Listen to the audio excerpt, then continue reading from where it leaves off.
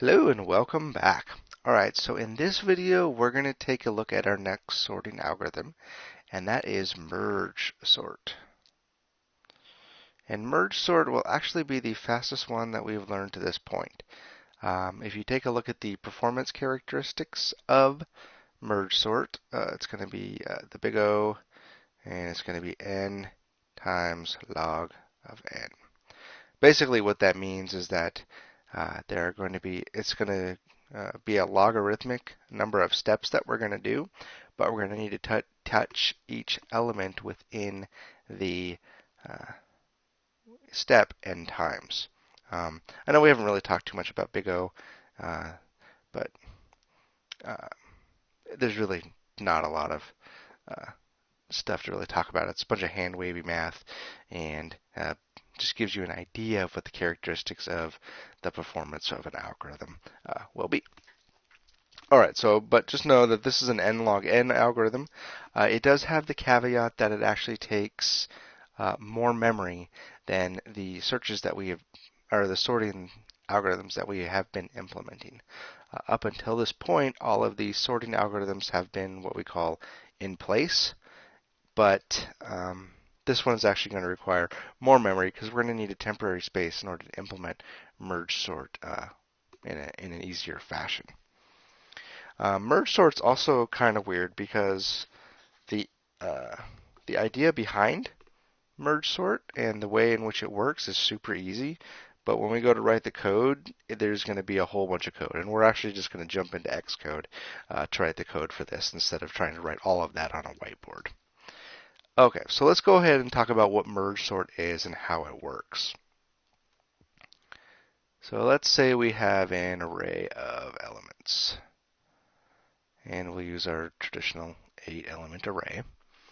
The idea behind merge sort is that it actually chops the array in two and then goes off to do work on each half.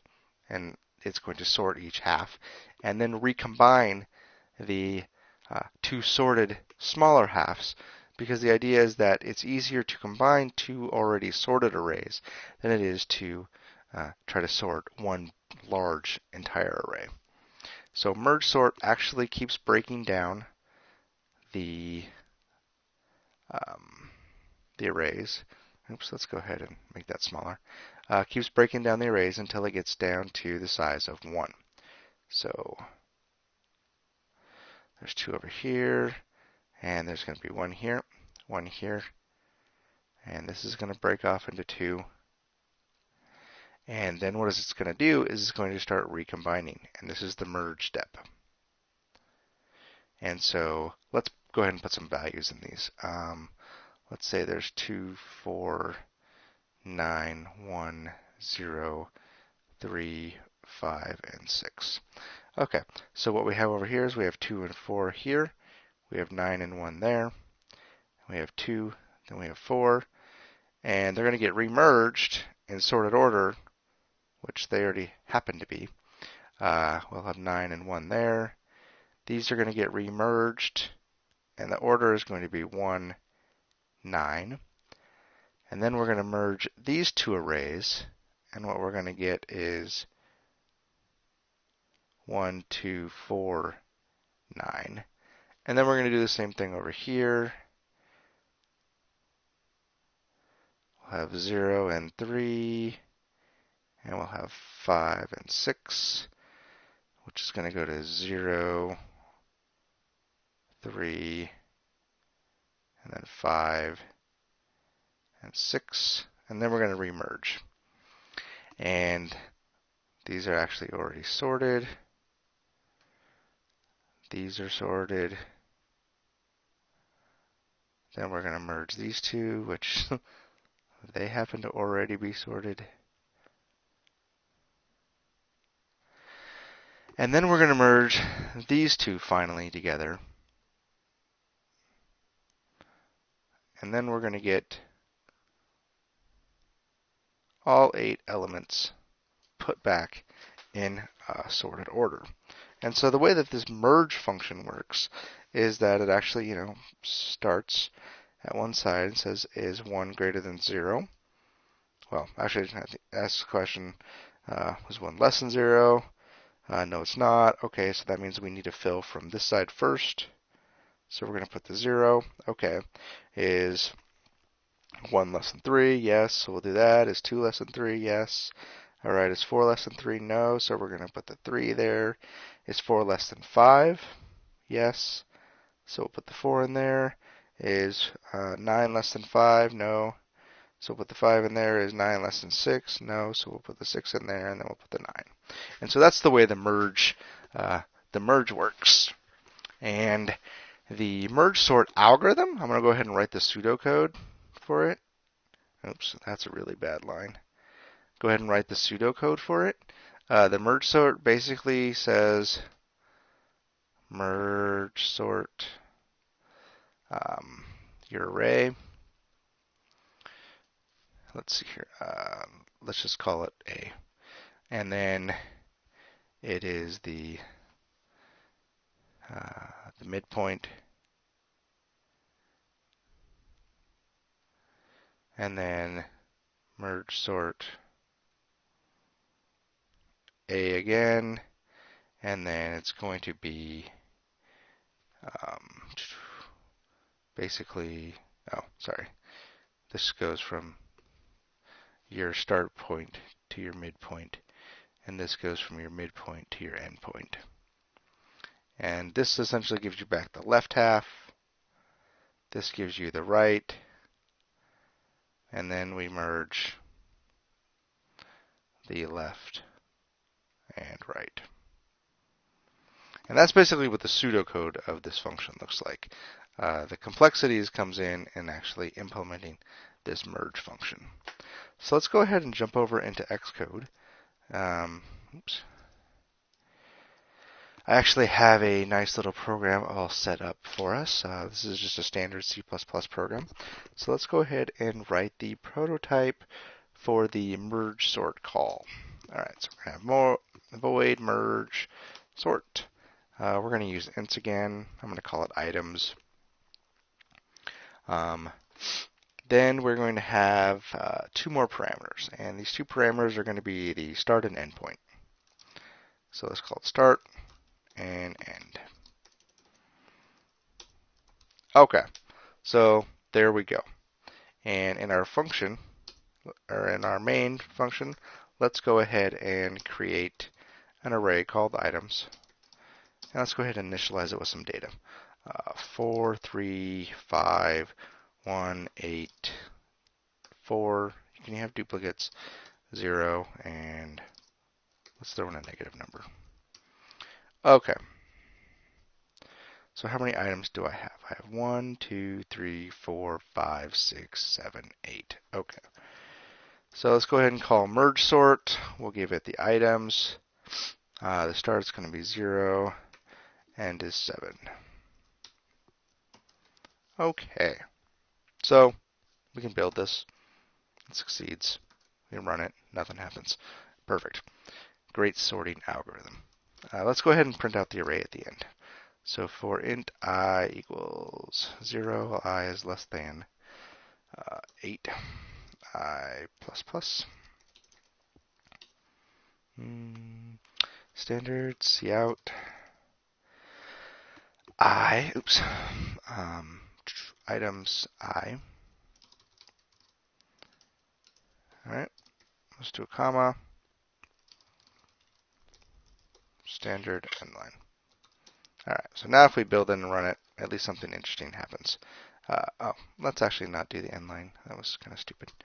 Okay, so now we build it, we run it. We can see, hey, this is indeed our array. That's not sorted. That didn't do anything we want to. I'm going to go ahead and actually just copy and paste this code so we can see a before and after. And we'll put a little message. Sorted.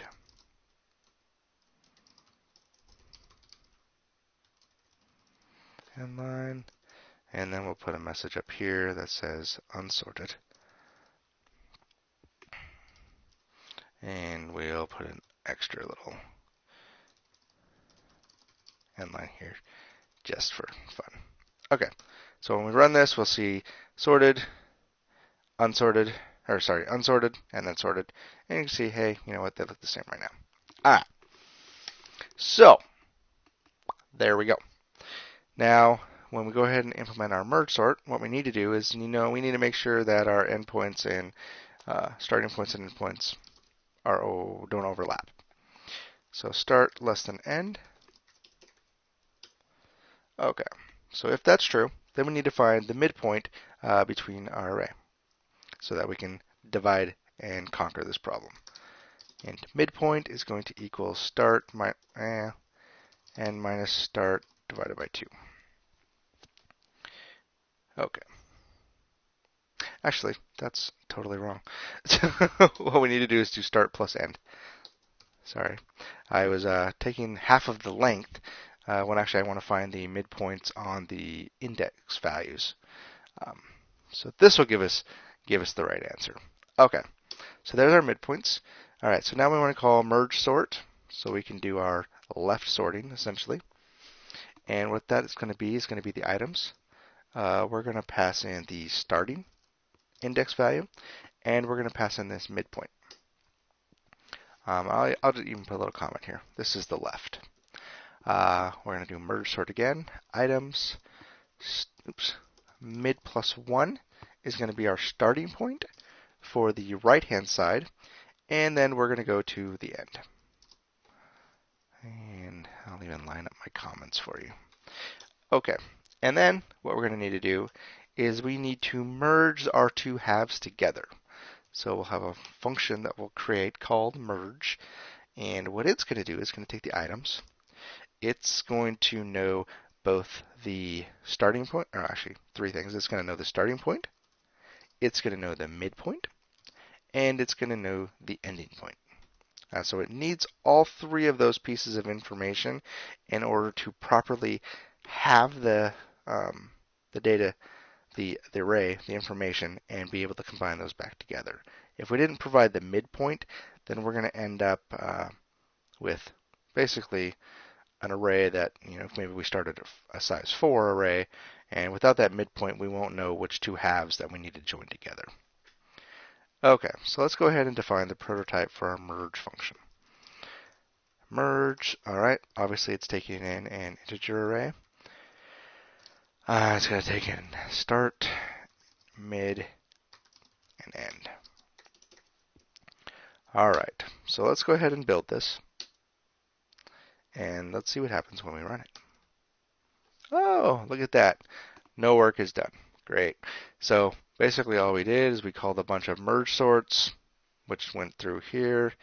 And as long as these didn't overlap, which eventually these index values will overlap, do nothing. All right, so let's go ahead and implement our merge. Now, this is going to be a little bit tricky. I'm going to cheat just for the moment, but actually, let's not cheat. Let's do it the semi-right way. All right, so I'm going to actually create an array inside here. Hey, that's going to be messy. All right, we're going to cheat. All right, just for the sake of arguments, for this demo, we will cheat. The problem is that we're going to need this temporary array, and we don't want to keep redynamically allocating that, and we don't know the size up front other than we do because we're going to cheat. So you have to come up with some sort of strategy to create this temporary array. So I'm going to call it temp items, and I'm just going to initialize it as 8. And so this is a cheat. Okay. You could define some max size that you want to work with your merge sorts, but up to you. So basically what we've just said is that you can only define a merge sort that can sort 8 items. Not terribly useful, but it works for our example. All right, so now what we need to do is we need to create we need to define the index points for our first half of our array, and then the index points for the second half of our array. And we're going to do this in a way that is a little easier to work with. So we're going to do first 1, and that's going to equal our start point. And then last one is going to equal our midpoint. All right, so these two values represent the start and end point of our first half of our split array.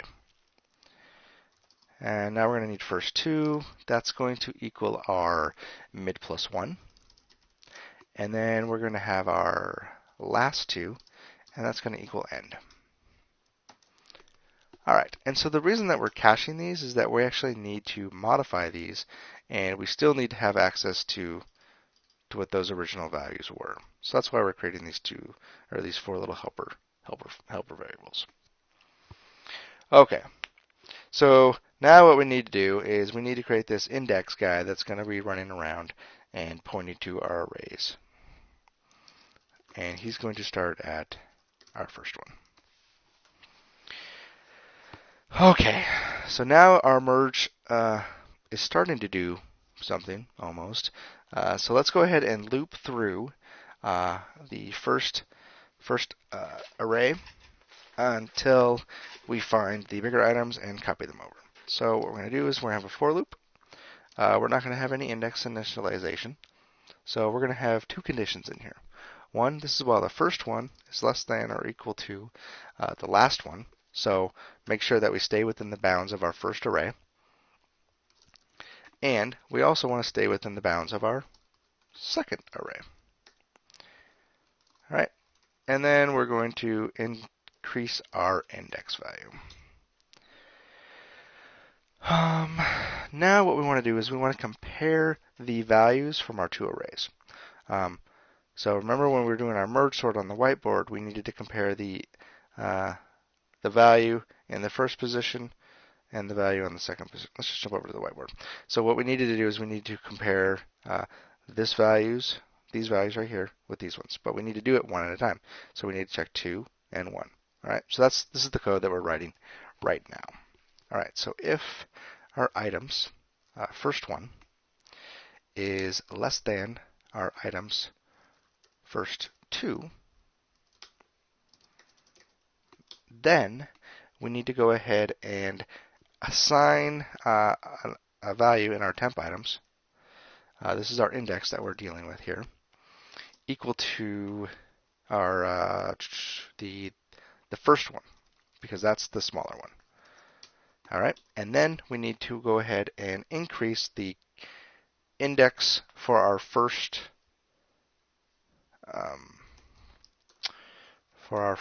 half of the array. You can do a postfix or prefixed plus plus, doesn't matter. We just need to increment the counter. All right, so if that's not true, then what we need to do is we need to assign the other value. So we have temp items index equal to items first 2, and first 2 gets incremented. All right.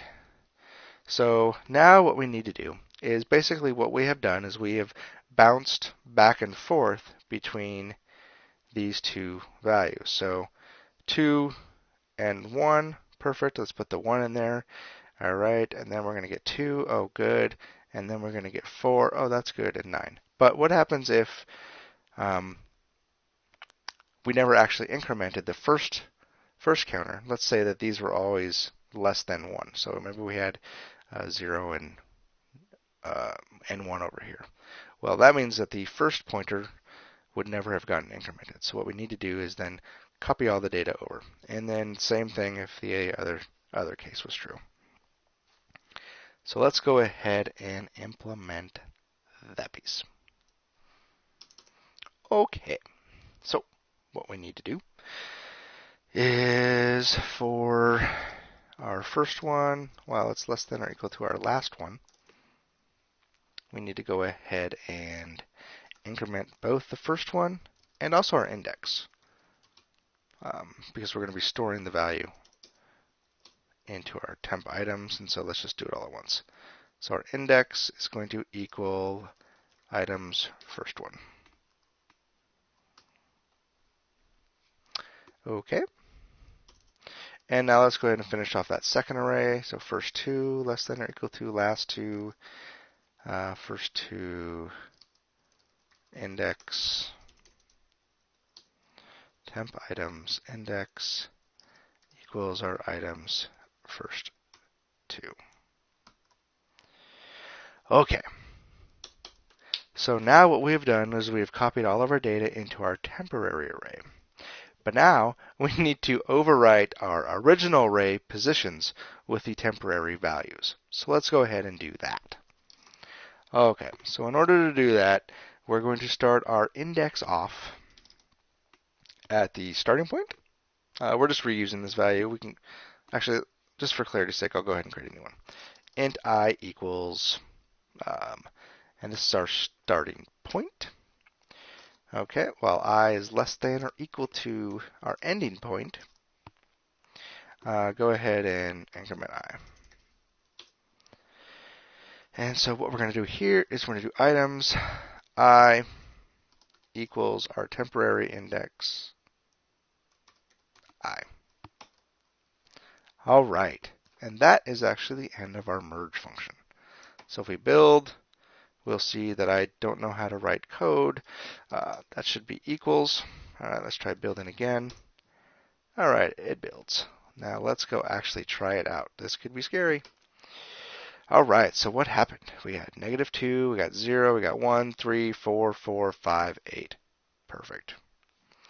All right, so our merge function wasn't really that bad. Let's go ahead and just walk through, and I'll write some comments on each one of these so that we can figure out what actually was going on. All right, so this is walking the two sides and comparing values is really all that this chunk of code is doing. Let's jump over to our whiteboard. So what it's doing is we've got 2, 4, 1, and 9.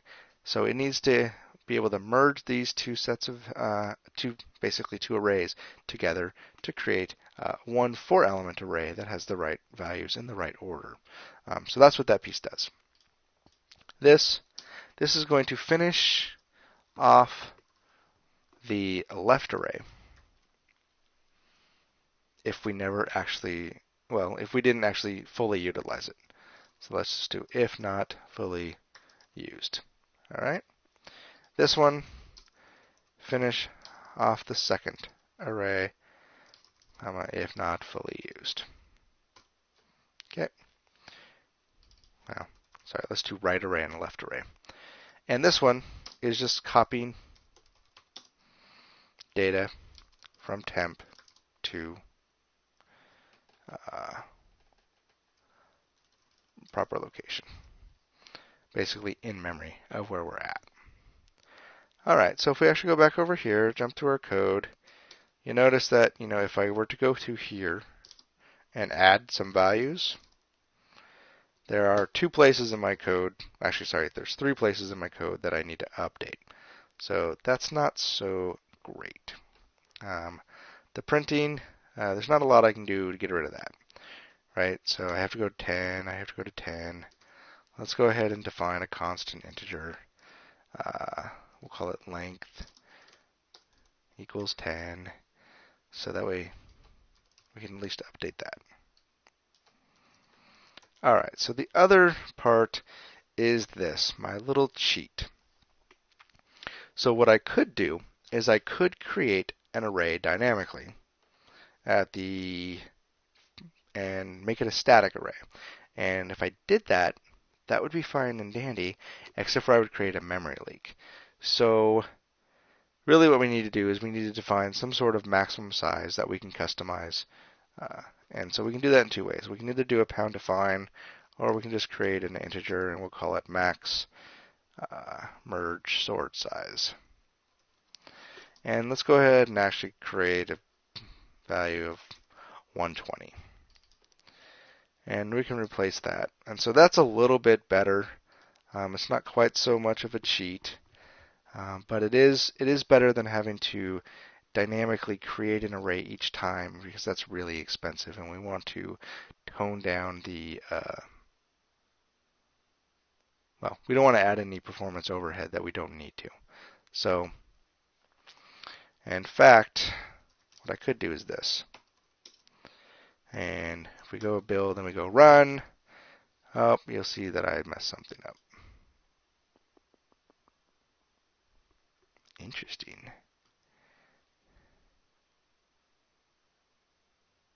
10, 10. Oh, yeah. So that should be length minus 1. Okay. So sorry, I didn't see. There was a lot of places that we hard coded values, and now we're a little bit better. All right. Okay, perfect. I was wondering how that static could have caused that problem. Okay, so let's go talk about.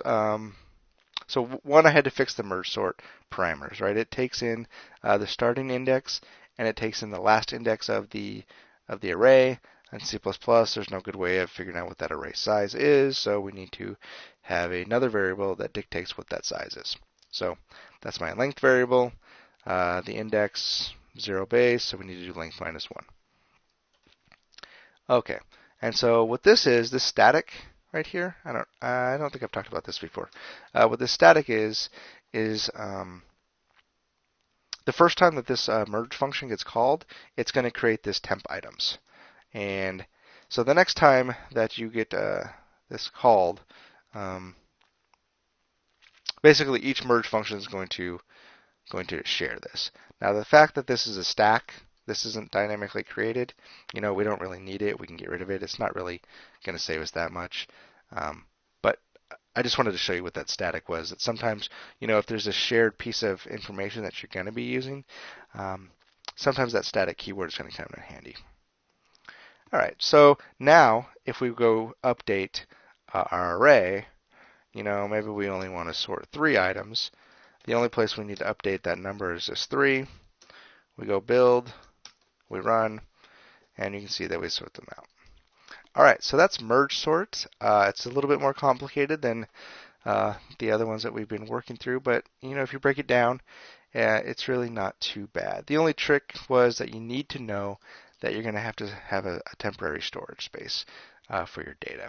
If you try to do it in place, it's not going to work with this algorithm, and there really actually isn't a very good merge sort that works in place. You can do it, but most of the implementations that, at least that I've seen, are not really any faster or any better. And in fact, they actually run slower. So with that, there we go. That's our merge sort. Thanks.